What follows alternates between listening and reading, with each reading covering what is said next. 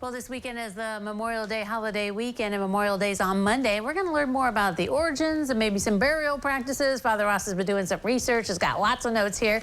He's going to tell us more about it. So thanks for joining us. Well, thank you for letting me be here. like I own this place and stuff. What year did the Civil War end? I should know this, but I can't tell you off the top of my head. 1865. Okay. And there were more lives lost in the Civil War than any other U.S. conflict. 650,000 people died, and the soldiers were combatants.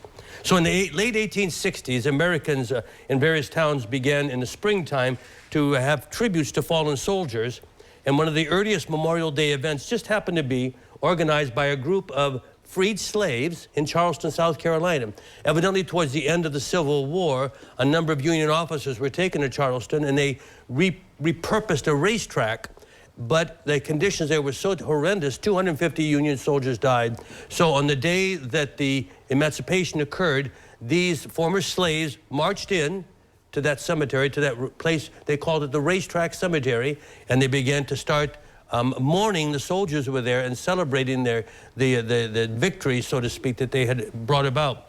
So, General John Logan, I know you know this guy. I do? No. John Logan in 1868 he called for what is called a Memorial Day, and it was always supposed to be on the last Monday of the month, which happened to be, I'm sorry, it was always going to be on May the 30th. Oh, Congress later changed it to the last Monday of the month. So they used to call it Decoration Day, too. They put little poppies. I did know that. They yeah, wear little poppies and things like that. So Arlington Cemetery was established not too long thereafter. Do you know how many people were buried, how many Civil War people were buried in Arlington? Thousands.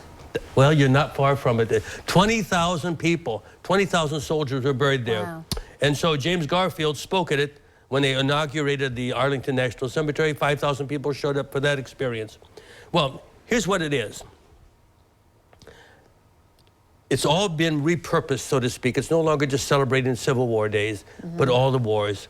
And I thought this year, you know, considering how fortunate we are and how unfortunate the people in Ukraine are, I think it's so important that we honestly consider how we're going to honor our dead these days, those fallen soldiers. You know, I'm a product of the Vietnam era, and a lot of my peers came home from Vietnam, and they were wonderful soldiers, and they were not celebrated, recognized, and honored like we do today. And I think things go in these cycles. And I'm recalling this poem, so to speak, the Star Spangled Banner. Okay. Well, it was not the national anthem until 1931. You knew that, though, of course. Well, I knew it was later, but couldn't tell you. Well, the original poem was Hail Columbia. And in 1842, a lawyer by the name of Joseph Hopkinson wrote this. This is now, you know how they play Hail to the Chief of the President? They play this for the Vice President. And I think it's appropriate, the first stanza of it. It says, Hail Columbia, happy land. Hail ye heroes, heaven-born band, who fought and bled in freedom's cause. And when the storm of war is gone, enjoyed the peace your valor won.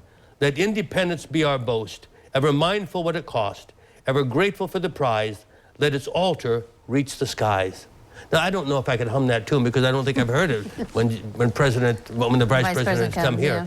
But I just think it's an opportunity for us to visit our cemeteries. You know, in Europe, to this day, people will go on they have their own Memorial Days. They go to the cemeteries, and you know what they do? They have picnics there. Oh. They have picnics at the cemeteries. Memorial Day didn't start with the United States. Memorial Day actually started in the ancient times. The Greeks and the Romans. There's like 10 different countries, I think, that do Memorial Day. It's unbelievable. Yeah. The Greeks started it. They would take the bodies of the fallen comrades, they would process through the streets, take them to their graves, and they would celebrate their valor over the years. I think this is something we really want to consider again, how we celebrate the valor of our fallen heroes. Exactly. A little bit more memorial and remembering them, and because we're always like, Happy Memorial Day. Well, maybe we should be a little bit somber and remember it all. Yeah. I think it's worth the effort. All right. Thank you, Father, for coming today. Thank you, Holly. All right, don't go away. We'll look at the weather forecast next.